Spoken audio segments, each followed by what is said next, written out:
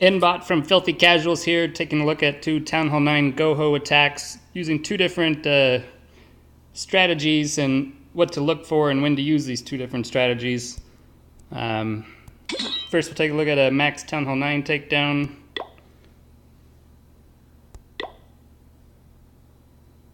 The troop compositions in both these attacks is pretty similar. Two golems, we're doing a shattered GoHo. You see, start in here with a minion to clear some of the edge buildings.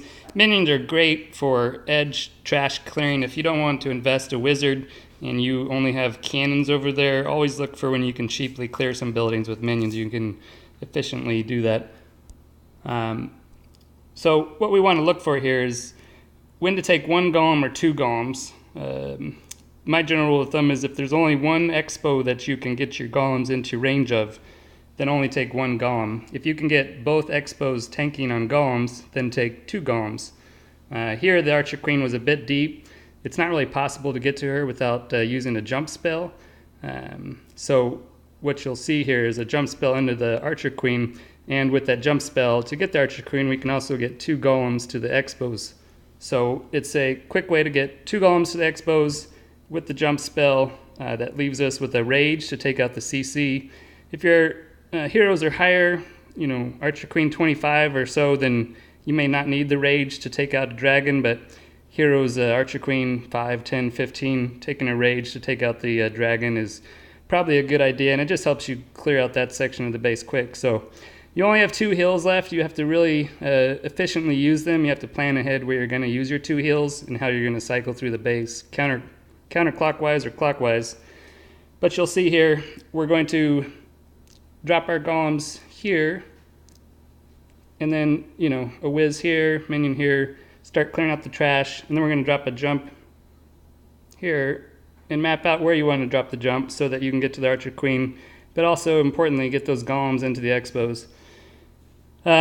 You rage on the CC, and then you'll see the surgical hogs start coming through. We've got one giant that will drop here, and we're tanking for 3-point defenses there. And then surgical hogs, 2 or 3 hogs per. We're dropping another giant over here, and then our third giant here. By this time this third giant gets around, it only attracts 1-point defense, but you'll see it does a good job. It tanks the cannon and archer tower up at the north end there, and doesn't survive. You can always tell if you brought too many giants if you've got 4 giants alive at the end, and you can tell when you didn't bring enough giants when all your hogs are dead. So it's finding the right balance of how many giants to bring. So we'll play this through. You'll see the golems down, wizards behind them, clearing out the trash, making a final heroes down jump. Rage and poison. It's always nice when you can poison the Archer Queen, enemy Archer Queen, at the same time as the CC kill. Just slows down that whole front there. And then rage your wizard and your Archer Queen. And then as soon as the kill squad is safe, and you're not in danger of forgetting to activate your BK or Arch Queen, go ahead and get those hogs going so that the golems are safely tanking for the hogs entrance. We'll watch this through, and then I'll show you a different variation where a jump spell was not necessary using the same troop composition.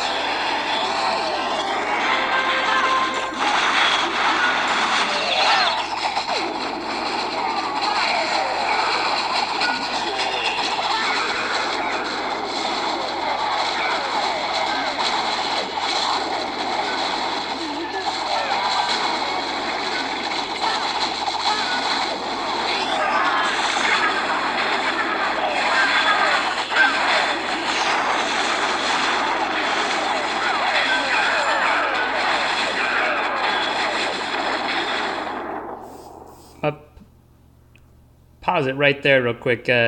You'll see my hogs are about to hit a double giant bomb here, and you'll see they're about to exit this competition prematurely. This was a first attack on this base. We didn't have recon. I didn't know where the double giant bombs were. If I knew they were here, I might have come in on this side and pre-triggered the double giant bomb on my way to the Archer Queen. But I didn't. Again, that's the beauty of surgical hogs, though, is that all of your troops aren't in one spot and a double giant bomb doesn't end the party. One other nice thing you saw there, when the golems were entering into the core, I'm not sure if you saw, but the skelly traps sprung on the golems. It's really nice to have that happen instead of the skellies chasing your hogs around the base all day. You saw the second group of hogs coming in here. The giant was tanking for him. Hogs in behind. I noticed that there was no spring traps or spaces in between here, so I went ahead and dropped a good amount of hogs here. I think 8 or 10 or so.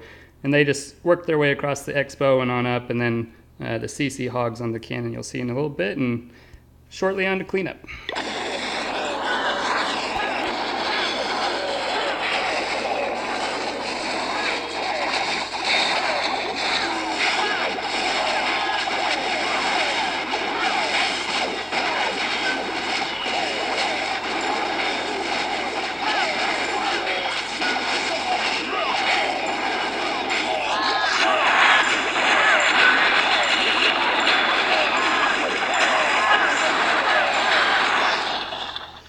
And then you see on the at 3 o'clock here, you see there's a wizard that I dropped in there.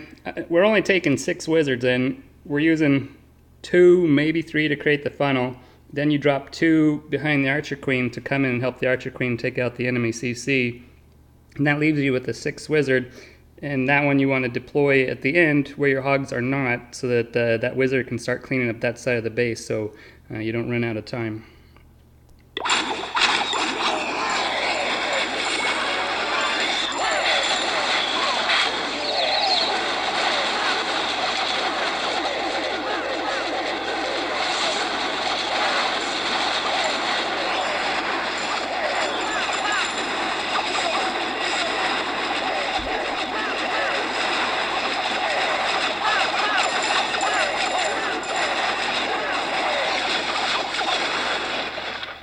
Alright, a cacophony of noises there at 2 times the speed. Alright, we'll show you one more attack. This time,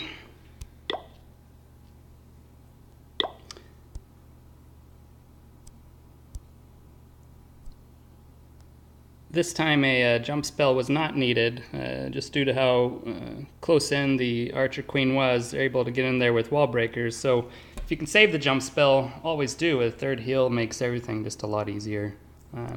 So you'll see he's going to come in here with the golems, then clearing out Wiz, Barb Queen, Archer Queen. The Archer Queen really should go down first. The Barb King will come in. The Archer Queen's the one you have to worry about wandering. So get the Archer Queen locked in first. Try not to get in the habit of putting your Barb King down. And then he should drop in 2 wizards after there. He's actually carrying 8 wizards here, which is probably a bit more than needed, but he's getting there. 6 wizards is usually all that I bring, but this looks good. He really clobbered this base. You know, it's not a max tunnel 9, but really clean hit here. You'll watch no jump spell needed. Same principles, wall breaker in, rage on the CC, poison the CC, and then you've got your surgical hog deployment, and you've got 3 hills here. Obviously no double giant bomb on this base, which, you know, it's a little bit easier, but even if there was double giant bombs, this attack strategy still would work.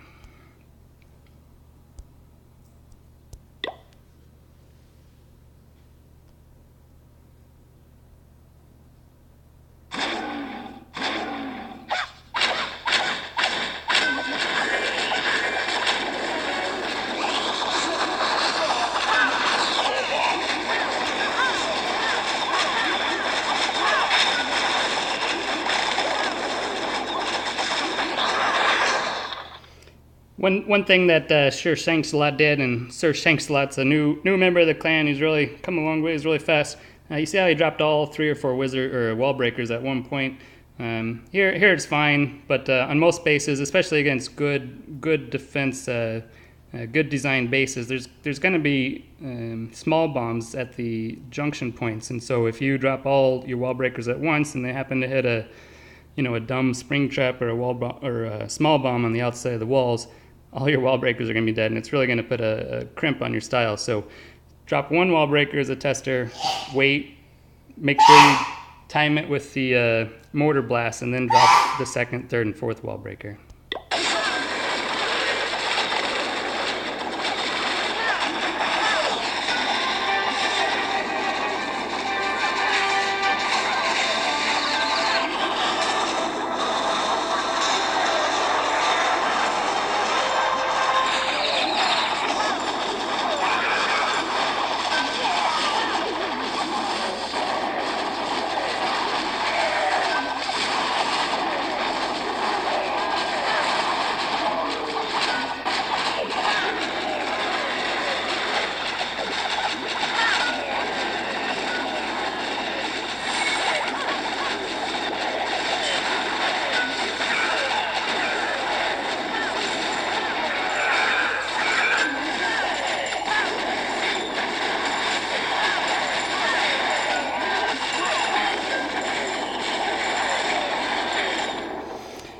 So you saw him rolling those giants and then the hogs behind him, going in a counterclockwise fashion, starting immediately by the Archer Queen kill squad so that you protect your Archer Queen so she can go to clean up the base. The Archer Queen does exit the battle a little early this time. Turned out to be great. Sure, thanks a lot. Good attack on your first war with us. Congratulations, buddy.